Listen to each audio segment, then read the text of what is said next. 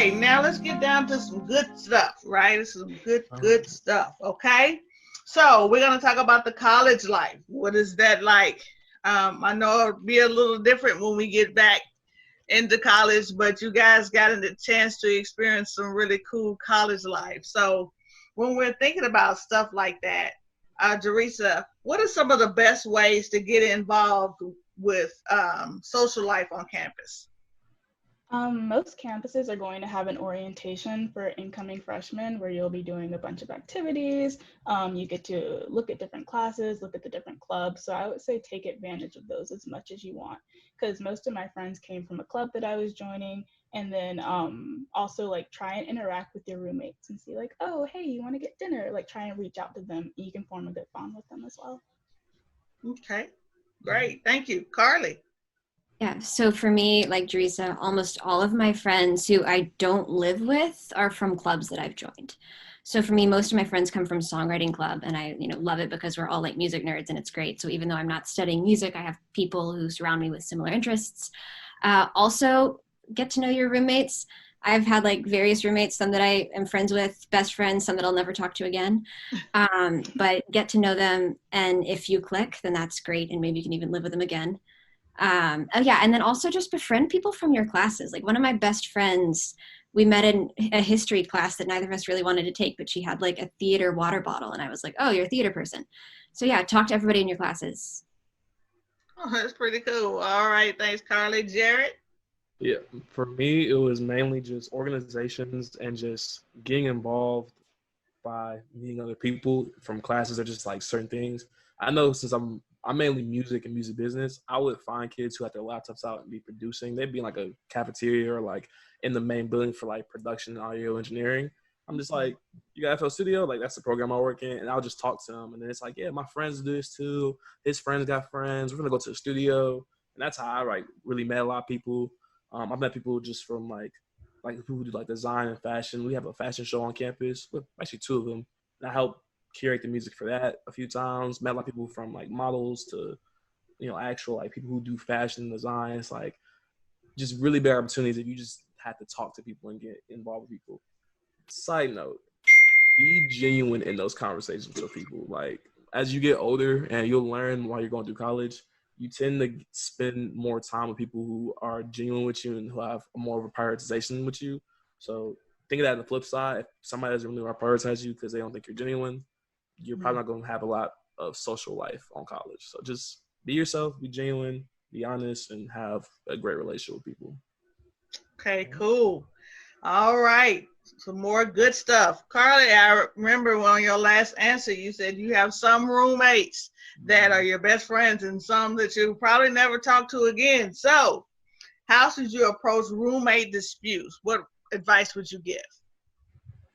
Let's see, my roommates are bombarding my text messages right now, so sorry about that. But it took me until like junior year to have roommates that I actually like totally got along with all of them in my suite. We are apartment style, so I've had like 3 roommates. I've had 5 roommates. Main conflicts for me were like I have different priorities than a lot of my roommates, and I'm a study person. I'm not a party person. So when like I set boundaries pretty early on that I was like, you can have your party in the common room, but if you have alcohol out, I'm going to be in my room studying.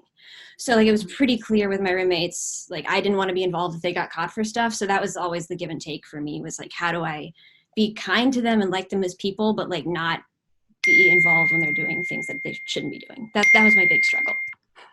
Okay. All right, Jerisa, how would you approach roommate disputes? Yeah, I was actually really lucky and I got really good roommates my freshman year. But one thing I will say is having a roommate agreement at the beginning of the year is so helpful. So like if when you first meet them after you get settled in, like say like, okay, do this, don't do this. We're clean the bathroom this often, or you can have people over this many times this month, and kind of have everyone agree to those rules at the start. And then later on, if people start breaking those rules or if there's some type of disagreement, it's really helpful to have that to go back to. And it kind of helps with the conflict. Okay. All right. Now, Jared, I heard you say you were a resident assistant. Yeah, so come on, give us something good when it I'm comes actually to approaching. I'm at the piggyback on what Jerisa was saying. So coming from our standpoint, we give out these things called, how you said, roommate agreements, so that it's kind of like, it's like this checklist of like, okay, do you like to be loud or do you like to be quiet? Do you like to do this or do that? And it's just like you go through it with your roommate, and it's like, okay, compare it, see how it is, and you set boundaries there. Some people I've seen have skipped it, and it always goes wrong when you skip that process, because then it's like 2 months in, it's like, well, bro, I've been doing this all the time. You never say anything. Why are you mad now? So just communicate, set boundaries as soon as you can. Make sure everybody's on the same page. If things continue to happen, talk to your RA. You should have an RA on campus with you. If you don't, that's very weird, but you should. And just contact them and be like, this can't work for me. Maybe we gotta do something else. They'll try to set up a meeting. They'll try, contact their AC, or their RD, resident director, and area coordinator. And if that doesn't work, the last resort, but usually it never happens, is move outs. You just be like, you know what, I just need a new room. And then you move, get someone new, and you hopefully have a better roommate. But I'm an RA, so I've had a roommate since freshman year. I don't have to deal with it anymore. But if you do, at least have that at hand so that you're good. Okay. All right. Last but not least, I'm going to come back to you real quick, Jared. Okay.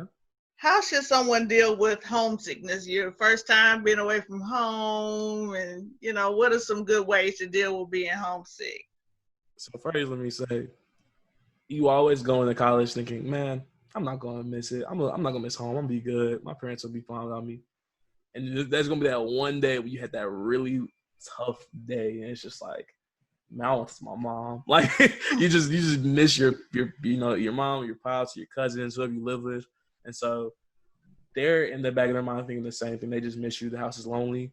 If you have the time, call. Don't have time to call, text. If you got email them. If you got a group message, do that. Just find a way, just contact them. And I live literally like 40 minutes away. I'm in Murfreesboro. Nashville's like 40 minutes away from where I'm at. If you have time to go on a weekend trip, do that as well. Just like a quick little trip to go down, but make sure you do your work before you do that, so you're not home trying to work on everything, because you make that time for family and friends. So that's my main thing. Call if you can. If not, text. Gotcha. All right, Jerisa?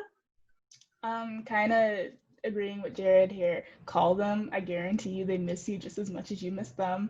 And one thing that helped me, because I am 11 hours away from home, is trying to find the things that I liked at home in my new place. So one thing I really enjoyed before COVID happened was going downtown and exploring different restaurants, going to see different sites, things like that.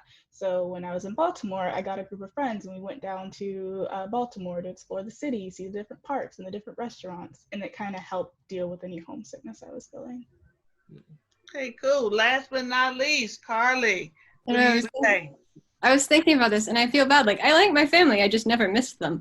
But I would call them all the time. And so, like, my family, we would call, like, almost every night. And, like, my best friend from high school for, like, the past 3 years, even though we're 900 miles away, like, we call 3 times a week. So I would stay in contact with people. One thing I would always do is get out of the room, because, like Jared said earlier, I have to get out of the room. You'll drive yourself crazy. So I would get out of the room and I would go for a walk. And that's when I would call my family. So I would kind of, like, try to get exercise and talk to my parents all at the same time. Multitasking. Okay. Anybody as far as college life, anything that we missed out on that you think that would be helpful to share? I have one thing. Okay. My thing that I found freshman year is, like, everyone thinks that everyone else has their life together. And then sooner or later you figure out that everyone was a mess freshman year.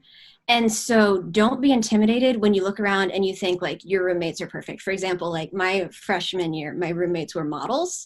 And, like, one of my roommates is a Calvin Klein model now. And I was like, they have their lives together, like, and I am me. And then you realize later, no one actually had their lives together. It doesn't matter if they have a career. It doesn't matter if they have, like, a perfect family. No one actually has it together, and it's all a facade. And that made me feel better eventually. Yeah. That's my okay, take. That's good. That's good. I want to piggyback on that too, because you can really, we try not to, but it's innate in us. We compare ourselves to others, and so it's like you see somebody who is like, oh man, they're going out to parties, but they're still up for class and doing this and doing that. And then if you saw from their life, their perspective, they're probably thinking, I'm doing so much, I'm stressed every day. So just focus on you. Don't worry about the outfits you're wearing when you go out, because honestly, nobody's really caring that much how you look. Somebody's trying to get to class, or it'll be raining one day. It's like, I'm not caring about this dude's wearing what shoes. I'm trying to get out this rain. It's like, just focus on you, focus on your friends, your priorities, and just do what you can. And kind of a different note, but we didn't talk about Quizlet. Quizlet will be so helpful for you. Ask your homies, they can make a Quizlet group or like a Quizlet, like no cards and flashcards. Don't cheat. Don't copy and paste. They will know. They have the resources to find out that you're doing that. But Quizlet is also a very helpful tool that I've used my last few years at college. And that's all I want to add. Okay, cool. Anyone else? All right, guys, thank you so much. And I know this information that you all gave is going to be helpful to parents and all our incoming freshmen.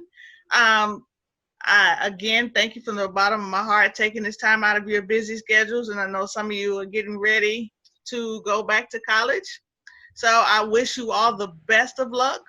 And I know you guys will do well. Like I said, you're all going to be famous. So please don't forget me and not act like you don't know me, okay?